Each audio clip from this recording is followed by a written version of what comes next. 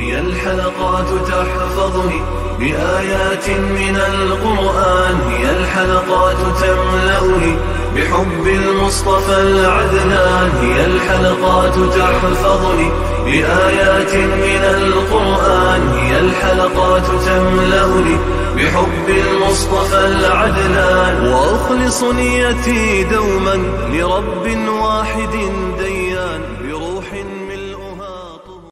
Sure Tur tefsiri 35. ayetten başlayıp okuyayımız inşallah. Bismillah, elhamdülillah ve salatu ve selamu ala Resulillah.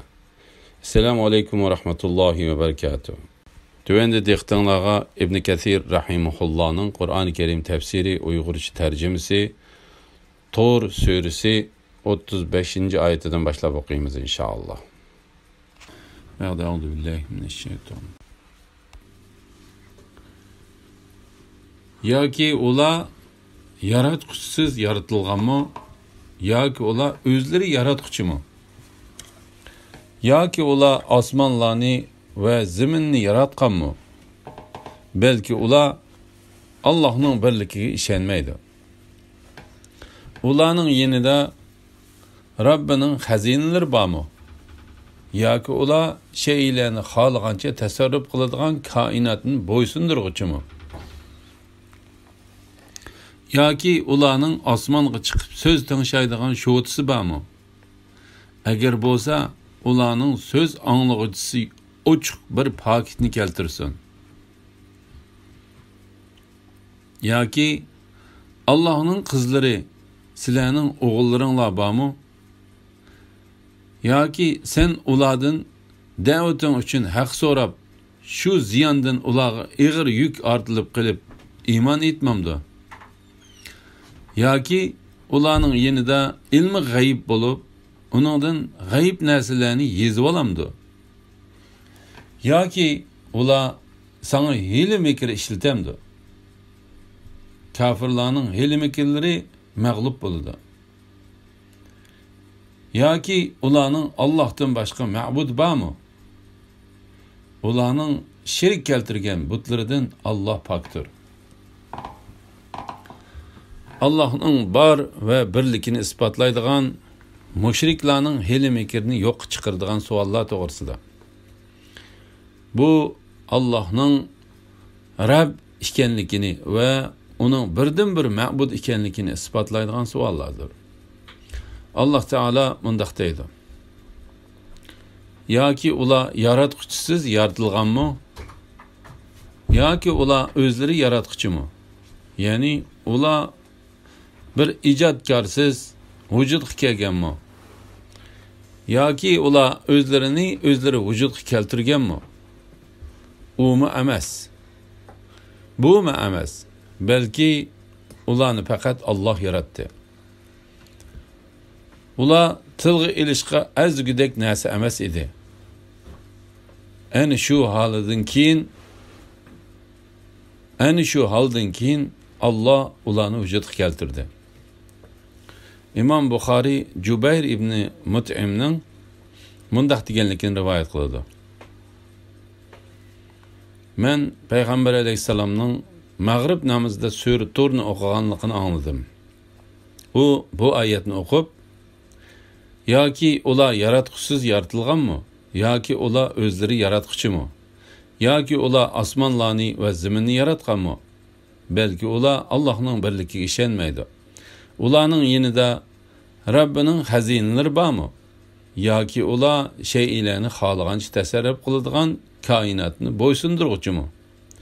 degan yerga kelganda qo'rqqanligimdan yuragim selib ketdi.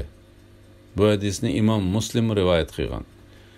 Jubayr ibn Mut'im bo'lsa Badr urushida asirga ilinganlardan fidya ilinganlarning ichida Payg'ambar alayhisalomning oldiga ilib kelingan edi.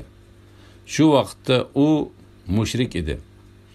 Uning sura Turning bu oyatlarini anglaganligi keyin uning islom diniga kirishga turtki bo'lgan sabablarning biri edi. Yoki ular osmonlarni va zaminni yaratganmi? Balki ular Allohning birligiga ishonmaydi. Ya'ni Alloh ularning Allohga shirik keltirganligini ayblab, ular osmonlarni va zaminni yaratganmi deydi. Ular Allah'ның hech shirki yo'q, yolg'iz yaratquchi ekanligini bilib tursa-mu, lekin ularning ishonch qilmasligi ularni Allohga shirik keltirishga ilib bordi. Ularning yenida Rabbining xazinalari bormi? Yoki ular shaylarni xohlagancha tasarruf qiladigan koinotni bo'ysundirguchimi? Ya'ni xazinalarning ochiqishlari ularning qo'lida bo'lib, podshohlikni ular tasarruf qilamdi. Yoki ular maxluqotlardan hisob olg'uchilarmi? Ish hargiz undaq emas. Faqat g'olib va buyuk Allohlar hammaga podshohdir. Xohlagancha tasarruf qilg'uchidir. Xohlaganini qilg'uchidir. Yoki ularning osmonga chiqib so'z tingshaydigan sho'tisi bormi? Agar bo'lsa, ularning so'z anglag'uchisi ochiq bir paketni keltirsin. Ya'ni ularning so'z anglag'uchisi ularning qilayotgan ishlarining, aytayotgan so'zlarining to'g'riligiga ochiq dalil keltirsin. Ularning undaq qilishiga yo'l yo'q. Ular hech narsaga qodir emas. Ularning ko'rsatkidek dalil paketimi yo'q.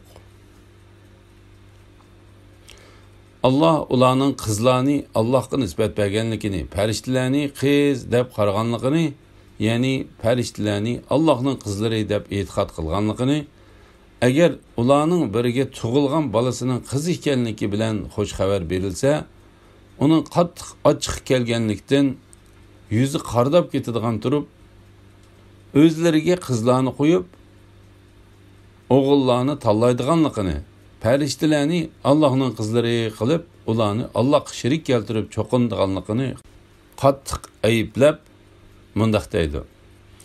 Yoki Allohning qizlari sizlarning o'g'illaringlar bormi? Bu oyat ularning bo'htonlariga qilingan qattiq tahdid va ogohlantirish bo'lib hisoblandi. Yoki sen ulardan da'vating uchun haq so'rab, ya'ni Allohning amr farmonlarini ularga yetkazganliging uchun haq talab qilib, shu ziyondan ularga ig'ir yuk ortilib qilib, iymon etmamdi. Ya'ni ular mushunchalik kichikkina ziyondan zerikkanligi, bu ziyon ularga ig'ir kelganligi uchun iymon etishdan yuz o'ramdi. Sening tabliğ qilganliging uchun ulardan hech narsa so'raganing yo'q. Yoki ularning yanida ilmi g'ayb bo'lib, uningdan g'ayb narsalarni yezib olamdi. Ya'ni ish hargiz undaq emas. G'aybni faqat Allohdan boshqa osmonlardagi va zamindagi hech kishi bilmaydi. Yoki ular sana hiyla-mekr ishlatamdi. Kafirlarning hiyla-mekrlari mag'lub bo'ladi. Ya'ni Allah Teala bu oyatda mundaq deydi. Yoki ular payg'ambar va din haqida aytgan ashu so'zlari bilan kishilarni aldab payg'ambarga va uning sahobalariga hiyla-mekr qilamdi. Ularning hiyla-mekrining yomon oqibati faqat o'zlariga qaytadi. Kafirlarning hiyla-mekri mag'lub bo'ladi. Yoki ularning Allohdan boshqa ma'budi bormi? Ularning shirik keltirgan butlaridan Allah pakdir. Allah bu oyatda mushriklarning butga cho'qinganligini, o'zining ulug' zotini ularning aytganlaridan, bo'htonlaridan va shirklardan paklab mundaq deydi. Ularning shirik keltirgan butlaridan Allah pakdir. Agar ular osmonning bir parchasi tushib ketganligini ko'rsa, bu to'plashgan bulutdir deydi. Ularni halok qiladigan kungacha tark etgan. U kunda ularning hiyla-mekri hech narsaga asqatmaydi. Ularga yordam qilinmaydi. Ular uningdan, ya'ni oxiratdagi azobdan burun dunyodami bir turlik azobga duchor bo'ladi. Lekin ularning to'lisi buni bilmaydi. Rabbingning ularga bo'ladigan azobni ta'xir qilish hukmiga sabr qilgin. Sen haqiqatan bizning himoyamizda dursan.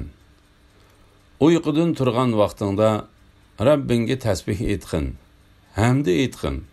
Kechidimi yulduzlar patqandan keyinmi uningga tasbih etqin. Mushriklarning haqqa qarshi chiqqanligining va ularning azobga tegishli bo'lganligining bayon to'g'risida. Alloh taolo bu oyatda mushriklarning haq bilan qarshilashib, kibrlik yuzidan ko'rib turgan narsani ko'maslik silib, agar ular osmonning bir parchasi ularning azoblanishi uchun o'zlarining ustiga tushib ketganligini ko'rsa, ularning o'zlariga tushayotgan bu azobga chin tutmay va ishonmay, balki bu to'plashgan bulutdir deganligini xabar qiladi. Alloh taolo bu haqda mundaq deydi: Biz ularga osmondan bir eshik ochib bergan. Ular uningdan osmonga o'rlab olamiy arvohni, farishtalarni ko'rgan taqdirdimi, ular cho'qim ko'zlarimiz bog'lanib qoldi, balki sehrlangan qavm bo'lib qolsak kerak deyishdi. Alloh taolo mundaq deydi: Ey Muhammad sallallohu alayhi vasallam, ularni halok qiladigan kungacha, ya'ni qiyomat kunigacha tark etgin. U kunda ularning hilmikri hech narsaga asqatmaydi. Ya'ni ularning dunyodagi chaqlarida ishlatgan hilmikri ularga hech manfaat qilmaydi. Qiyomat kuni ulardan hech narsani dafi qila olmaydi. Ularga yordam qilinmaydi. Ular uningdan, ya'ni oxiratdagi azobdan burun dunyodami bir turlik azobga duchor bo'ladi. Alloh taolo bu vaqtda mundaq deydi: Ularning tavba qilishi uchun biz ularga cho'qim eng cho'ng azobdan, ya'ni oxirat azobidan ilgari eng yaqinqi azob, ya'ni dunyo azobini tetitamiz. Lekin ularning to'lisi buni bilmaydi. Ya'ni biz ularni dunyoda azoblaymiz va ularning Alloh tarafiga qaytishini, gunohlardan tavba qilishini umid qilib, turli musibatlar bilan sinaymiz. Biroq ular o'zlaridan kutilgan bu maqsadni tushunmaydi. Aksicha, ularning qilmishlari ularga ko'z tutib berilsa, ular uningdan qabih ishlarni qiladi. Bir ilahiy asarda mundaq deyilgan: Ey ilohim, men sana nurg'un qitim osiylik qilaman. Sen meni jazolamaysan-ku. Alloh taolo javoban mundaq deydi: Ey bandam, seni men nurg'un qitim afu qilaman. Sen buni bilmaysan-ku. Payg'ambar alayhisalomni sabr qilishga va tasbih etishga buyurish to'g'risida. Rabbingning ularga bo'ladigan azobni ta'xir qilish hukmiga sabr qilgin. Sen haqiqatan bizning himoyamizda dursan. Ya'ni Rabbingning ularni jazolashdan iborat hukmi kelguncha ularning aziyatlariga sabr qilgin. Ularga parvo qilmagin. Sen haqiqatan bizning ko'z oldimizda dursan. Bizning himoyamiz ostida dursan. Allah seni kishilarning yomonliklaridan saqlaydi. Uyqudan turgan vaqtingda Rabbingga tasbih etqin, hamda etqin. Zahaq bu oyatning ma'nosi haqida: namozga turgan vaqtingda ey Alloh, seni pok deb e'tiqod qilaman, sana hamda aytaman. Sening isming barakatlikdir, sening azimating kattadir. Sendan boshqa hech ma'bud barhaq yo'qdir deganlik bo'ladi dedi. İmam Muslim Ömer radıyallahu anhu'nun namazning beshida mushundaq deydiganligini rivoyat qilgan. İmam Ahmad, Abu Davud, Tirmizi, Nasai ve İbn Majah Abu Said ve boshqalardan Payg'ambar alayhisalomning ashundaq deydiganligini rivoyat qilgan. Abu Javza bu oyatni uyqungdan uyg'onib, ko'rpangdan turgan vaqtingda Rabbingga tasbih etqin, hamda etqin deganlik bo'ldi deb tafsir qildi. Buningga Ibn Jarirmi qo'shildi. Bu qarashni Imom Ahmad Ubada ibn Samitdan rivoyat qilgan tövendiki hadis ta'kidlaydi. Ubada ibn Samit Payg'ambar alayhisalomning mundaq deganligini rivoyat qilgan: Kimiki saharda uyqusidan uyg'onib, Allohdan boshqa hech ma'bud barhaq yo'qdir. U tanhodir. Uning hech shirki yo'qdir. padişahlık ve cimi hamd sanalar Allah'a xasdır. O her narsaga qodirdir. Allah'ni barliq nuqsonlardan pak deb bilaman. Cimi hamd sanalar Allah'a xasdır. Allah'tan başqa hiç ma'bud barhaq yo'qdir. Allah eng buyukdir. Kuch-quvvat faqat Allohga mansubdir desa, ondan ey Rabbim bana mağfiret qilgin desa yoki duo qilsa, uning duosi ijobat bo'ladi. Agarda u tahorat ilib namoz o'qisa, uning o'qigan namozi qabul qilindi. Bu hadisni Imom Buxoriy, Abu Davud, Tirmizi, Nasai va Ibn Majah qatorliqlar rivoyat qilgan. Ibn Abu Najih Mujahidning bu oyatni har qanday so'rindan turgan vaqtida Rabbinga tasbih etgin, hamd etgin deb tafsir qilganligini rivoyat qildi. Savri Abu Ishoqdan Abu Ahvasning mundaq deganligini rivoyat qildi.